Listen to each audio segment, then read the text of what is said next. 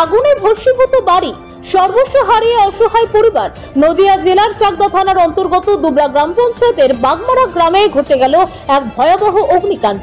ঘটনাটি ঘটে গতকাল সন্ধ্যা প্রায় 7টা নাগাদ। স্থানীয় সূত্রে জানা গেছে, ওই বাড়িতে এক বৃদ্ধা মহিলা ও তার 7 বছরের নাতনি থাকেন। পরিবারের 2 ছেলে কর্মসূত্রে রাজ্যের বাইরে থাকায় বাড়িতে ওই সময় কেউ উপস্থিত ছিলেন না।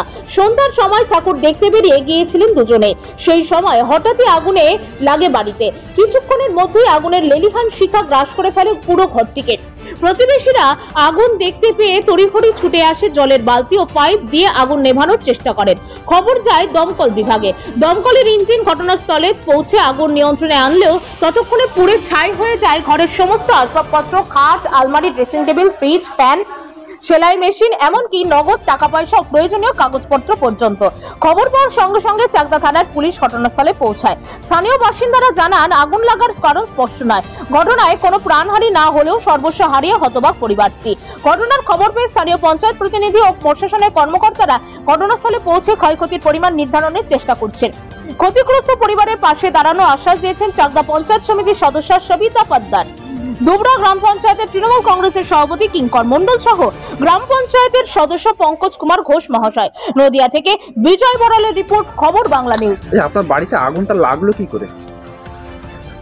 আমি জানি না। আমি একটু বাজারে যেতে চেয়েছি, রাস্তা অব্দি গেছি। এর থেকে আধা ঘন্টা এর মধ্যে ফোন এসছে বাড়ি থেকে, যে পাশের বাড়ি থেকে ফোন করছে যে তোমার বাড়িতে আগুন লেগেছে। কটা নাগাদ? 6টা, 6:30। কবে ঘটনাটা? গতকাল। এসে তারপর কি দেখলেন বাড়িতে এসে? এসে দেখেছি সব পুড়ে গেছে একেবারে, আগুন লেগে সবকিছু। কেউ ই করতে পারছে না। ফায়ার ব্রিগেডকে খবর দিয়েছিলেন? হ্যাঁ এসেছিল তারা? হ্যাঁ এসেছিল। আসার পরে তারা কিছু বাঁচাতে পারেনি? না। আপনার ঘরের মধ্যে আসবাবপত্র কি কি ছিল? ফ্রিজ ছিল, টিভি ছিল 2টো, পাখা ছিল, সেলাই মেশিন ছিল, শোকেস ছিল, আলমারি ছিল, তারপর গ্যাস সিলিন্ডার, পাখা 2টো, তারপরে মাল সামান, আমার ঘরের কাগজপাতি যত আমার কাগজ ডকুমেন্ট যা ছিল সব কিছু পুড়ে গেছে। কিচ্ছু নেই। টাকা পয়সা 3000 টাকা ছিল, কিচ্ছু বের করতে পারছিলাম না। কি মনে হচ্ছে কি জন্য আগুনটা লাগতে পারে? কি করে এইটা আমি বলতে পারবো না কি করে লাগছে। আমি তো দেখতে পাচ্ছিলাম না। আমি তো বেরোয় গেছিলাম বাড়ি থেকে, আমি দেখতে পাচ্ছিলাম। লোকে ফোন করছে, আস্তে আস্তে সব। আপনার বাড়িতে কে কে থাকেন? আমি আর আমার নাতনি থেকে, আমার ছেলেরা বাইরে থেকে। তখন দুজনে কেউ বাড়ি ছিলেন না? কেউ বাড়ি ছিলাম না। এই জায়গাটা কোথায় এটা? বাগমারা। দুবরা পঞ্চায়েতের মধ্যে? হ্যাঁ। আপনার নাম? পারুল হালদার। স্বামীর নাম? অমল হালদার। এসে দেখলাম বাড়ি পুরো ছাই হয়ে গেছে। তার আসবাবপত্র থেকে শুরু করে তার প্রয়োজনীয় কাগজপত্র এবং ব্যাংকের কাগজপত্র, পয়সা কড়ি, ঘরে যা দামি জিনিস বা যেটুকু সামগ্রী ছিল সমস্ত কিছুই পুড়ে ছাই হয়ে গেছে।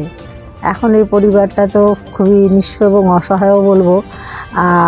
তো সেই অবস্থাতে আমরা দেখছি এখন এটা কি ব্যবস্থা নেওয়া যায়, সেটাও একটা পর্যবেক্ষণের মাধ্যমে সেটাও একটা গুরুত্বপূর্ণ জায়গা।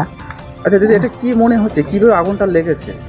এখানে আগুন যা দেখলাম এবং যেটুকু শুনলাম তাতে বৈদ্যুতিক কোনো দুর্ঘটনাও ঘটেনি। কিভাবে লাগলো, গ্যাস সিলিন্ডারটাও বাস্ট হয়নি। ফ্রিজটাও যেটা শুনলাম যে ফ্রিজটাও সেইভাবে যে বাস্ট হয়ে কিছু হয়েছে সেরকমও না। এখন এটা কি কোনো বহিরাগত আগুন না আভ্যন্তরীণ আগুন, এটা এই মুহূর্তে আমাদের পক্ষে সম্ভব না। তবে উপর নেতৃত্ব বা উপর মহল থেকে যদি আমরা একটু জানানোর চেষ্টা করি এবং তারা যদি তদন্ত করে বের করতে পারেন যে এটা কীভাবে হয়েছে, তাহলে হয়তো এটা একটা সুরাহা হতে পারে, তার কারণ আমরা জানতে পারি এই পরিবারটা তাহলে কীভাবে এগোবে, তাদের নিয়ে এগোনো যাবে সেটা একটু ভাবা যাবে। আপনারা পঞ্চায়েত সমিতিতে কিভাবে এনাকে সহযোগিতা করতে পারবেন?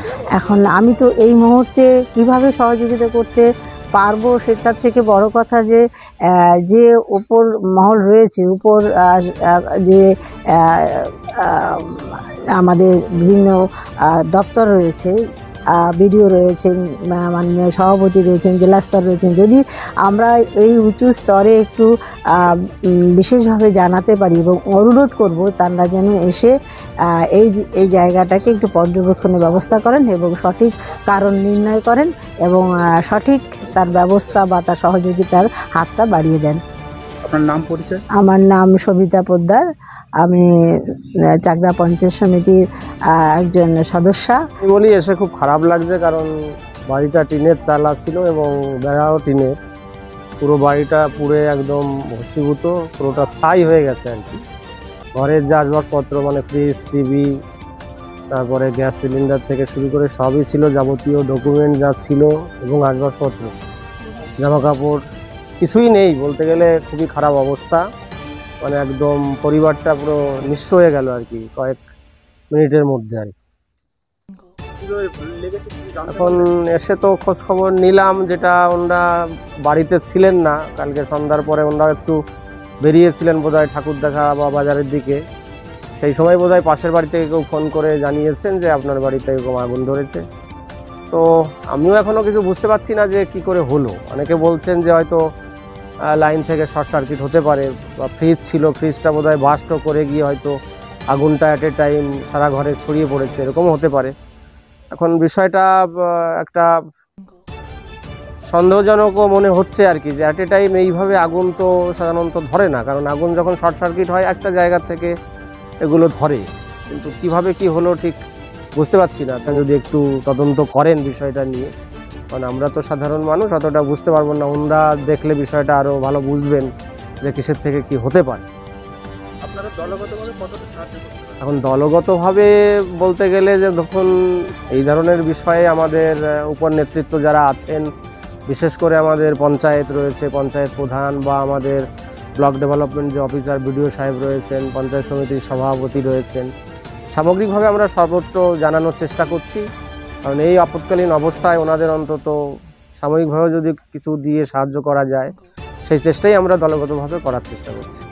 আপনার নাম পরিচয়? কিঙ্কর মণ্ডল, দুবরাঞ্চল তৃণমূল কংগ্রেস সভাপতি।